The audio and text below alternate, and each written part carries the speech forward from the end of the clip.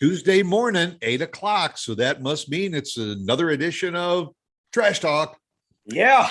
Yeah. And we're on a road trip this week, and we both are cruising down the highways and decided that, hey, you know what? We've stopped at a few truck stops along the way, and each one they're all the same and they're all different. Yeah. Yeah, they are. The first thing is when you get off the exit off the highway, the first thing is you gotta be careful because the cars go to the left and the trucks go to the right. And boy, if you go where the trucks are, you got to go back around, around and through just to get to the pumps. Well, and it's a really interesting thing depending on what highway you're on and what time you go, because it's just a line of trucks, because those trucks, they don't want to stop. They're not making money when they're sitting on the ground, Right. They want to keep, so you've got an army of semi trucks pulling in, and then you got your little car trying to get around, and it's crazy. Yeah. And then when you get there, no matter how big the truck stop is, it's almost, for sure that you're going to have to sit in line waiting for a pump to be open. Unless you go to Buc-ee's. Yeah. And I've gone to Buc-ee's a couple of times and had to wait. You don't have to wait long. No.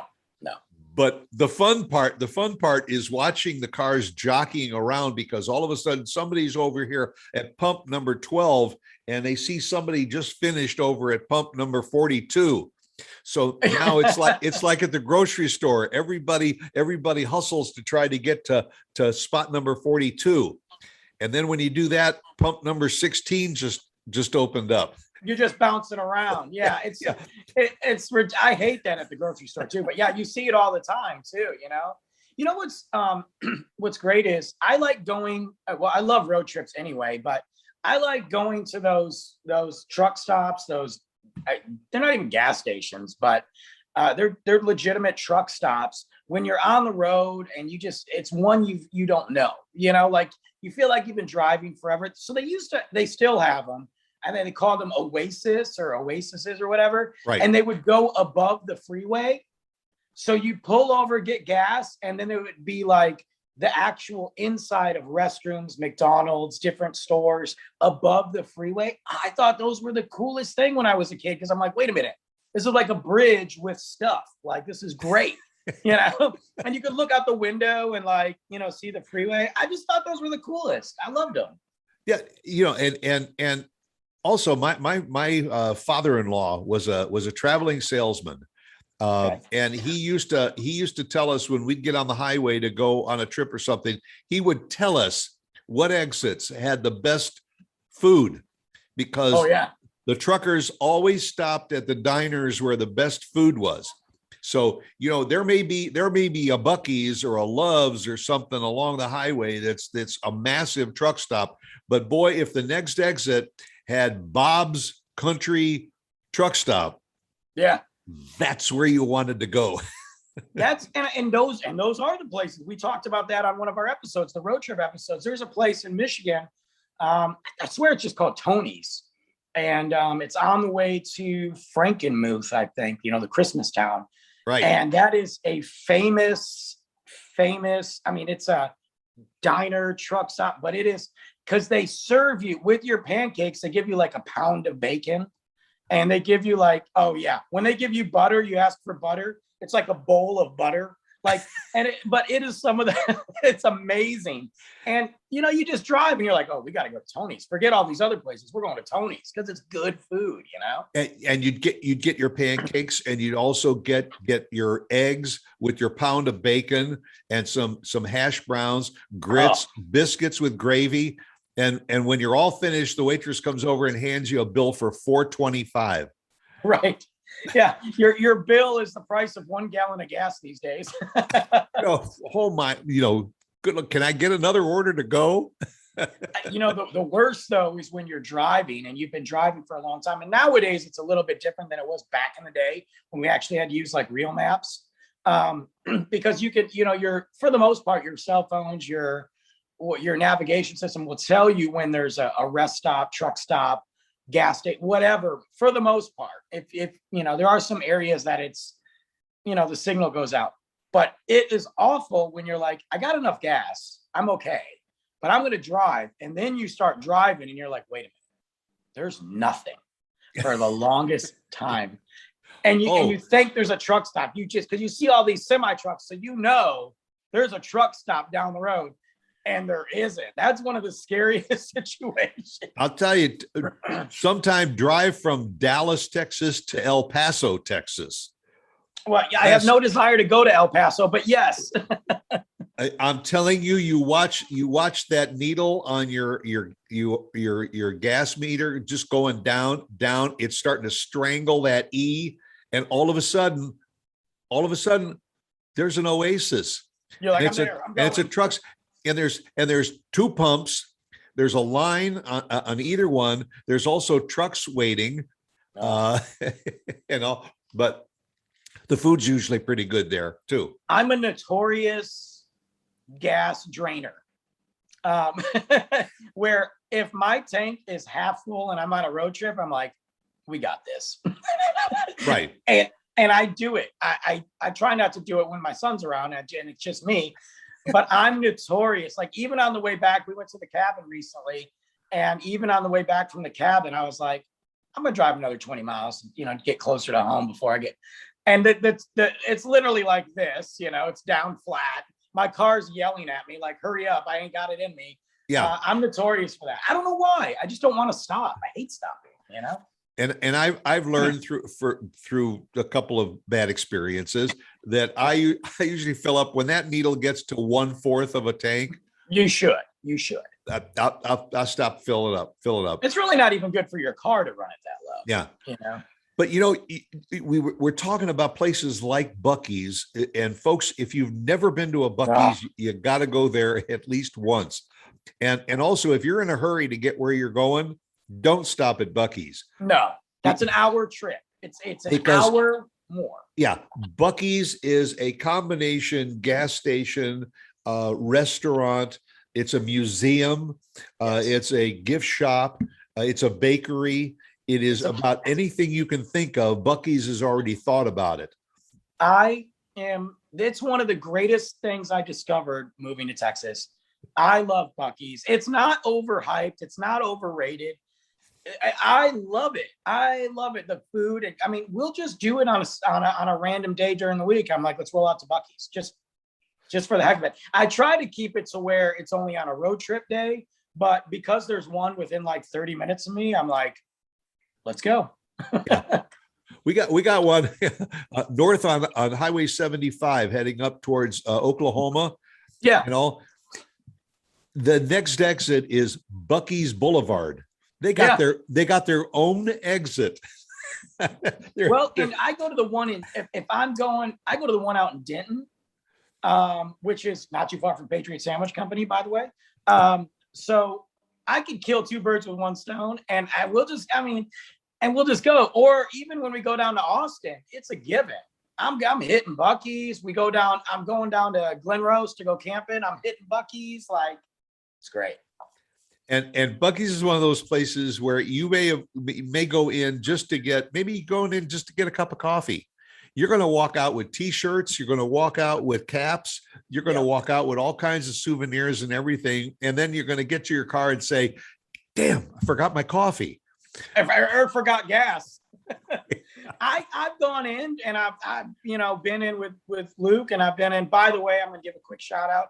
Happy birthday, Luke. It's tomorrow, but we're going to watch this. Oh, happy birthday, Luke. Happy birthday. I figured he'd like the truck stop one. Yeah, so that's cool. But I'll go in with him, and it's $100 trip. I walk out with like a folding chair, brisket, and I'm like, what happened here? And then you get home and you say, what did I get all of this stuff for? But that's so place literally last year when we went to Buc-ee's, I got him a folding chair for the beach.